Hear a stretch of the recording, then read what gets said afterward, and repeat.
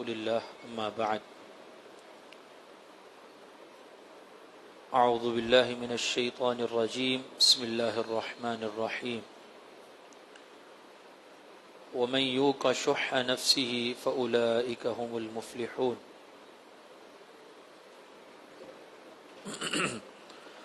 محترم عزیز قابل قدر بھائیو،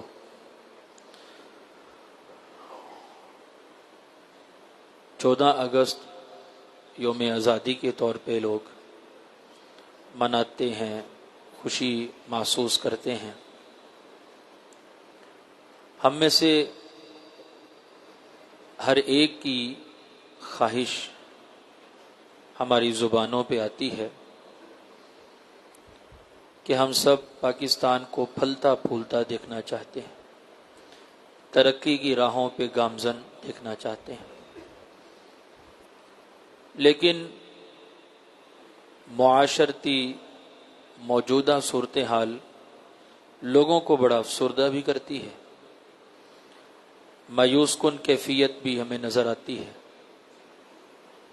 کئی لوگ تو امید ہی توڑ بیٹھے اور وہ یہی کہتے چلتے بنے کہ یہاں تو کچھ ہے ہی نہیں ہمارے کام کا، چلو باہر چلتے ہیں۔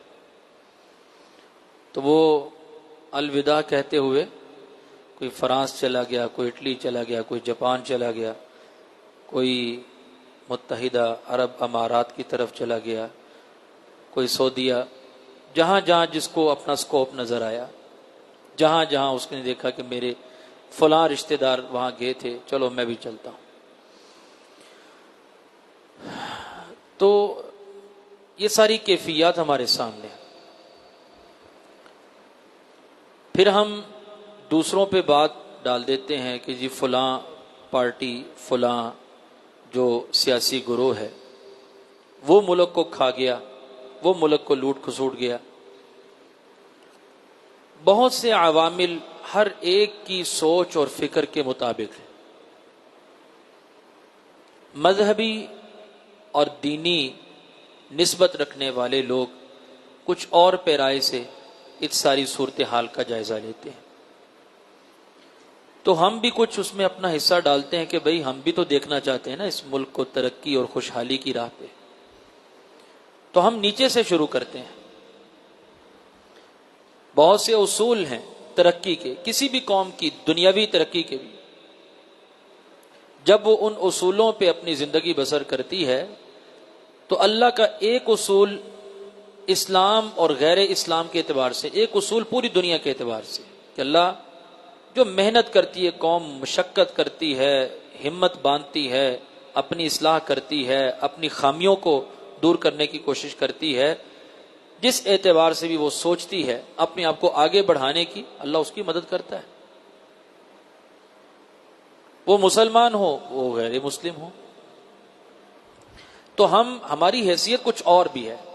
ہم مسلمان ہیں، ہمارا ایک اللہ پر ایمان ہے، ایک اللہ کے رسول پر ایمان ہے، ہم سب کی کتاب قرآن مجید ہے، ہم رسول اللہ صلی اللہ علیہ وسلم کی احادیث اور تعلیمات اور اسوہ حسنہ کی روشنی میں اپنی زندگی گزارنے کے پابند ہیں۔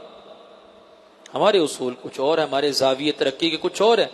ہمیں ترقی کہیں اور سے ملنی ہے کہ ہم اللہ تعالیٰ کی مدد کریں گے، اللہ کے دین کی نصرت اور تائید کریں گے تو اللہ ہماری بھی نصرت و تائید فرمائے گا۔ ہم اسلام کو عزت دیں گے تو اللہ اسلام والوں کو عزت دے گا، ہمارے علاقے محفوظ ہوں گے، ہمیں امن ملے گا، ہمیں سکون ملے گا، ہم مزید وسعت والے ہو جائیں گے۔ تو ان بنیادی چیزوں میں ایک دو بچوں کا، ہمارے پاس وقت بہت مختصر ہے، مختصر یہ درس ہوتا ہے، آپ سب جانتے ہیں، تو ایک دو باتوں کی طرف اشارہ کر کے اپنی بات ختم کروں گا۔ اللہ ہم سب کو عمل کی توفیق دے۔ اگر ہم چاہتے ہیں کہ ہمارا معاشرہ اور ہم سب مل جل کے ترقی کریں، ہماری قوت ہو، ہمارا استحکام ہو، اس کے لیے ضروری ہے کہ ہم اپنے اندر ایثار، محبت، قربانی کے جذبات پیدا کریں، اتحاد، اتفاق، یگانگت، اور آپس میں ایک دوسرے کے لیے احساس اور ہمدردی کے جذبات رکھنا۔ اس کے بغیر ہمارا معاشرہ ترقی کرنے والا نہیں، یہ اصولی بات ہے اور پکی ٹھکی بات ہے۔ جب خود غرضی کسی معاشرے میں جنم لیتی ہے تو آپ کا کیا خیال ہے، وہ معاشرہ بہت جلدی ترقی کی راہوں پہ چل پڑتا ہے؟ اس معاشرے کو دیکھ کے بڑا سکون ملتا ہے؟ بے چینی، ہر طرف بے راہ روی آپ کو نظر آئے گی جب آپ کو خود غرضی نظر آئے گی، لالچ نظر آئے گی۔ اب آپ ہماری صورتحال کا جائزہ لیں، کیا خیال ہے ہم ایثار اور محبت کے اعلیٰ لیول پہ موجود ہیں یا خود غرضی کے اعلیٰ لیول پہ موجود ہیں؟ دفتروں کی صورتحال دیکھیں، گھروں کی صورتحال دیکھیں، دکانوں کی صورتحال دیکھیں، تجارت کے معاملے کو دیکھیں، ہر طرف آپ کو مجموعی طور پہ الا ماشاءاللہ جس کو اللہ تعالیٰ محفوظ فرما لے، جو معاشرے میں ایک مثبت کردار پھیلائے، اللہ تعالیٰ اس کی مدد کرتا ہے اور واقعتاً وہ اپنا حصہ ڈالتا ہے۔ لیکن مجموعی طور پہ آپ کو یہ صورتحال نظر آئے گی کہ خود غرضی عمومی ہے، لالچ بری ہوئی ہے، اور ہمارے تعلیمی جو سیکٹرز ہیں آپ ان میں بھی دیکھ لیجئے، مٹیریلزم کو رواج دیا جاتا ہے کہ آپ نے اپنا دنیا میں پیسہ کیسے کمانا ہے۔ اچھا ٹھیک ہے جی، پیسہ کمانا تو ضروری بات ہے، آپ مادی ترقی کے حصول کے لیے تگ و دو کریں، لیکن اس کے پیچھے آپ کے آبجیکٹیوز تو کلیئر ہو۔ آپ کے آبجیکٹیوز میں یہ چیز کیوں نہیں آپ کو پڑھائی اور سکھائی جاتی اور تربیت دی جاتی؟ بھائی آپ نے امت مسلمہ کی خوشحالی کے لیے مثبت کردار ادا کرنا ہے، پیسہ کمائیں اور اس سے اسلام کو ترقی دیں، اس سے مسلمانوں کو ترقی دیں، غریب اور نادار افراد کی ہیلپ کرنا، مدد کرنا آپ کے ذمے ہوگا۔ اگر ہم خاندان کی بات کریں، خاندان کا ایک سربراہ جس کو سارے خاندان والے اس کو پیسہ دیں کہ جی یہ ہمارا پیسہ ہے آپ کے پاس، اب خاندان میں جہاں کہیں جس کو بھی قرضے کی ضرورت ہوگی، اپنے کاروبار کے حوالے سے، اپنے معاش کے اعتبار سے، کہیں بھی کسی کو ضرورت پیش آتی ہے اپنی زندگی کی چیزوں کے حوالے سے، یہ اس پیسے سے مدد کی جائے گی اس کی۔ ایسا سسٹم آپ کو کسی خاندان میں نظر آتا ہے؟ اگر ہو تو اچھی بات ہے یا نہیں؟ وہ خاندان اس کے اب ایک ہی بھائی کے سگے بھائی ہیں، ایک جو ہے وہ جناب عالی شان محل بنا کے بیٹھا ہے، دوسرے کو کہتا ہے تو کرائے کے مکانوں پہ رول، اور وہ بیچارہ کرایہ دینے سے تنگ آیا ہوا ہے، اور ایک خوشحال سے خوشحال ہوئے چلے جا رہا ہے۔ کیا اس کو اپنے مال کے حقوق نظر نہیں آ رہے؟ ہمارے ہاں یہ سسٹم نہیں ہے جو ایک دوسرے کی مدد کرنے کے اعتبار سے، ایثار اور محبت کے جذبات سے جو چیزیں بھرپور ہوتی ہیں، وہ ہمارے ہاں چیزیں نہیں ہیں، جس کی وجہ سے ہماری ترقی نہیں ہے، ہماری ترقی نہیں ہے۔ آپ دیکھیے صحابہ کرام رضی اللہ عنہم اجمعین مکہ سے ہجرت کر کے مہاجرین کہاں تشریف لے کر گئے؟ مدینہ طیبہ میں۔ انصار نے کیا کیا؟ جو آیات میں نے نماز کے اندر بھی پڑھی، والذین تبوأوا الدار والایمان من قبلهم يحبون من هاجر الیہم ولا يجدون في صدورهم حاجة مما اوتوا وَيُؤْثِرُونَ عَلَىٰ أَنفُسِهِمْ وَلَوْ كَانَ بِهِمْ خَصَاصَةٌ۔ یہ جو مہاجرین ہجرت کر کے مدینہ میں گئے، وہاں انصار موجود تھے۔ صحابہ کرام ان کو انصار کیوں کہا گیا؟ انہوں نے مدد اس انداز سے کی کہ ان کا لقب ہی انصار پڑ گیا، اور یہاں تک رسول اللہ صلی اللہ علیہ وسلم نے فرما دیا جو انصار سے محبت نہیں کرتا گویا کہ اس کا ایمان ہی نہیں ہے، وہ مومن ہی نہیں ہے جو انصار سے محبت نہیں کرتا۔ مدد اس انداز سے کی ہے، اپنے مال میں حصہ دار بنایا ہے، اپنے گھر کے اعتبار سے حصہ دار بنایا ہے، جگہ دی ہے، اور دل میں گھٹن اور تنگی محسوس کر کے جگہ نہیں دی۔ بندہ زکوٰۃ بھی دے، صدقہ بھی کرے، دل میں تنگی بھی آ رہی ہو، کون سا صدقہ ہے بھائی؟ آپ نے اپنا حق سمجھا ہے، آپ نے اس کو سینے سے لگا، میرا بھائی ہے، میرا بھائی ہے، میرا اسلام والا بھائی ہے، ایمان والا بھائی ہے، میں اس کو سینے سے لگاؤں۔ بچے دیکھیں آپ تو یہ میرے مسلمان بھائی کے بچے ہیں، یہ میرے بھی بچوں کی طرح ہیں، یہ چیزیں ہمارے اندر نہیں۔ تو وہ آپس میں مل گئے، متحد ہو گئے۔ مؤاخات مدینہ، مدینہ میں جو رسول اللہ صلی اللہ علیہ وسلم نے بھائی چارہ قائم کیا تھا، یہیں سے استحکام اور استقلال اور یہ ساری چیزیں جو ہم ایک سلوگن بھی دیکھتے ہیں نا، اتحاد ایمان تنظیم، یہ اس کی بنیادیں ہیں۔ اور یہاں سے آپ اندازہ لگائیے کہ رسول اللہ صلی اللہ علیہ وسلم نے جب پہلے آپ نے قدم مبارک مدینہ طیبہ کی سرزمین پہ رکھا، آپ نے کیا پیغام دیا تھا؟ یا ایھا الناس افشوا السلام اطعموا الطعام وصلوا الارحام وصلوا باللیل والناس نیام.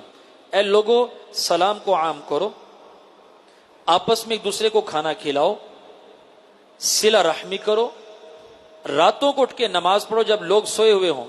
ساری کی ساری کیفیات، ساری کی ساری چیزیں، سارے کے سارے اعمال آپ ان کا اندازہ لگائیے. یہ ایک اسلامی سلطنت کی قوت والی بنیادیں ہیں کہ آپس میں اتحاد ہوگا، اتفاق ہوگا، اور ایک دوسرے کے لیے دل میں نرمی کے احساس کے جذبات ہوں گے تو یہ امت بن کے ابھرے گی. خود غرضی سے امت نہیں بنتی. ہر بندہ لالچ کی آگ میں جب دکیلے چلے جاتا ہے تو کیا خیال ہے، وہ نہ خود پھلتا پھولتا ہے نہ کسی اور کو پھلنے پھولنے دیتا ہے. جب حسد ہی اندر جلا ہوا ہے، بھڑکا ہوا ہے کہ جی اس نے میرے سے آگے نہیں نکل سکنا، یہ میرے سے آگے نہ نکلے. بچوں کو بھی یہی کہا ہے تو نے کلاس میں فرسٹ آنا ہے، تیرے سے آگے کوئی نہ نکلے. یہی چیز ہے نا، یہی چیز ہے. تو پھر کیا ہوتا ہے، تو نے سب سے زیادہ پیسہ کمانا ہے، تیرا مکان سب سے خوبصورت ہو، تیری گاڑی سب سے خوبصورت ہو، ہم نے خاندان والوں کو منہ دکھانا ہے، برادری میں ناک نہیں کٹوانی. یہ ساری کی ساری چیزیں ہم اسی لیے اختیار کرتے ہیں، خود نمائی کے لیے، اپنا آپ دکھانے کے لیے. اور جو اپنا آپ دکھانا چاہتے ہیں وہ کہتے ہیں کوئی اور نہ دیکھے ہمیں، کسی اور کو نہ ہم اس کیفیت میں دیکھیں، نہ اس پیسے میں دیکھیں، نہ اس سٹیٹس میں دیکھیں، نہ اس مکان میں دیکھیں، نہ اس گاڑی میں دیکھیں. تو کیا ترقی اس کی امید لگائی جا سکتی یوں؟ تو پہلی بنیاد اچھی طرح ذہن نشین کر لیجئے. یہی سلف صالحین تھے. جب کسی سے پوچھا گیا نا زہد کیا ہے، زہد، تو انہوں نے کہا اذا وجدنا اکلنا، جب کوئی مل جائے کھانے کو تو کھا لیتے ہیں. ہاں، کسی نے کہا جب کوئی مل جائے کھانے کو تو کھا لیتے ہیں. وَإِذَا فَقَدْنَا صَبَرْنَا، اور جب کوئی نہ ملے کھانے کو تو صبر کر لیتے ہیں. اس سے بڑھ کے اللہ والے نے کیا جواب دیا؟ اس نے کہا اس سے بھی اعلیٰ لیول ہے زہد کا، تقوی کا. وہ یہ ہے اذا وجدنا آثرنا واذا فقدنا صبرنا، کہ جب ہم دیکھتے ہیں اپنے پاس کوئی نعمت، کوئی آسائش کو، کھانے کی چیز کو، تو پھر ہم اپنے آپ پہ اپنے بھائیوں کو ترجیح دیتے ہیں، اور جب نہ ملے تو صبر کر لیتے ہیں. یہ زہد اور تقوی کا ایثار کا اعلیٰ لیول موجود. جس معاشرے میں یہ چیزیں موجود ہوں گی کہ وہ اپنے آپ پر اپنے بھائیوں کو ترجیح اور فوقیت اور حیثیت دیں گے، اللہ تعالیٰ پھر اس قوم کو ترقی کیوں نہ دے. اللہ تعالیٰ نے اسی لیے قرآن میں ان لوگوں کی تعریف اور توصیف بیان فرمائی کہ جب ایک مہمان رسول اللہ صلی اللہ علیہ وسلم کی خدمت عالیہ میں آیا اور کہا مجھے کچھ کھانا ہے، آپ نے سب سے پہلے اپنے گھر سے ابتدا کی. لیکن صحابیات کا معمول اور ان کی کیفیات کیا ہوا کرتی تھی، ازواج مطہرات، کہ کئی ازواج مطہرات گھروں میں مہینے مہینے چولہا ہی نہیں جلتا تھا، پانی اور کھجور سے گزارا ہوتا تھا. تو سب نے یہ جواب دیا یا رسول اللہ، سرتاج رسل، ہمارے سر کے تاج، ما معنا الا الماء، پانی کے علاوہ ہمارے گھر میں کچھ نہیں ہے. اس نے کھانا کھانا ہے، ہمارے گھر میں کھانے کی چیزیں نہیں ہیں. پھر نبی علیہ الصلوۃ والسلام نے منادی فرمائی. صحابہ کے مابین ایک صحابی اٹھے، انہوں نے کہا اللہ کے رسول کے مہمان کو میں اپنے گھر لے کے جاتا ہوں. اہلیہ سے یہ کہا کہ اللہ کے رسول کا مہمان ہے، اس کو مایوس نہیں کرنا، اس کو کھلانا ہے. بیوی نے جواب دیا اللہ کے بندے صرف تھوڑا سا کھانا موجود ہے، میرے اور تیرے اور بچوں کے حوالے، ہمارے اعتبار سے بھی پورا نہیں ہے. نہیں کچھ نہیں، بچوں کو بہلا کے سلا دینا، اور ہم نے اللہ کے رسول کے مہمان کو جی بھر کے کھانا کھلانا ہے، جو کھانا مجھے اس کو کھلانا ہے، اس کی ضیافت کرنی، اس کی مہمان نوازی کرنی ہے. چنانچہ اپنی بیوی سے اس نے یہ بھی کہا کہ تم نے چراغ درست کرنے کے بہانے چراغ کو بجھا دینا ہے، چراغ کو بجھا دیں، تاکہ مہمان یہ نہ سمجھے کہ بھئی یہ میرے ساتھ کھانا کھا نہیں رہے اور میں اکیلا ہی کھائی جا رہا ہوں. تو ہمارے پاس تو کھانا اتنا ہے نہیں کہ جو 2-3 کو کفایت کرے، یہ تو ایک کا ہی کھانا ہے، تو ہمارا یہ مہمان جو ہے یہ جی بھر کے کھانا کھا لے. یہ ادا اس صحابی کی، اس اللہ کے بندے کی اللہ خود دیکھ رہا تھا. تو اللہ نے قرآن بنا دیا وَيُؤْثِرُونَ عَلَىٰ أَنفُسِهِمْ وَلَوْ كَانَ بِهِمْ خَصَاصَةٌ. یہ ایسے لوگ ہیں جو اپنے نفسوں پہ اپنے بھائیوں کو ترجیح اور فوقیت دیتے ہیں، اگرچہ خود مشکل میں ہی کیوں نہ ہو. پھر آگے اللہ فرماتے ہیں ان کا اعزاز، اکرام، تکریم، رزلٹ، نتیجہ، انعام. وَمَن يُوقَ شُحَّ نَفْسِهِ فَأُولَئِكَ هُمُ الْمُفْلِحُونَ. جو اپنے نفس کے بخل اور کنجوسی سے، خود غرضی سے بچا لیا گیا، دراصل کامیاب لوگ یہ ہیں، کامران لوگ یہ ہیں. ہم نے اگر پھلنا پھولنا ہے، ترقی کرنی ہے، سب سے پہلی بنیاد، اور مساجد یہ پلیٹ فارم مہیا کرتی ہیں۔ مسجد میں نماز کو باجماعت فرض کیوں کیا گیا؟ کہ بھئی ہم ایک دوسرے کے ساتھ مل جل کے رہیں۔ کوئی بیمار ہوتا ہے اس کی بیمار پرسی کو جائیں، کوئی مقروض ہے اس کو پیسوں کی ضرورت ہے آپ اس کی مدد کریں، کسی کو اپنے مکان بنانے کی ضرورت ہے، کوئی مزدور مستری آ کے نماز پڑھ رہا ہے میں آپ کی ہیلپ کرتا ہوں، کوئی تاجر آ رہا ہے ملاوٹ سے ذخیرہ اندوزی سے اپنی تجارت کو بچاتے ہوئے اپنے مسلمان بھائیوں کی مدد کرے۔ تو ہر ایک جس کے پاس جو ٹیلنٹ موجود ہے، جو صلاحیت موجود ہے، جو ہنر موجود ہے، وہ اس کو بروئے کار لائے اپنے مسلمان بھائیوں کے لیے، اسلامی ترقی کے لیے، مسلمانوں کی ترقی اور خوشحالی کے لیے۔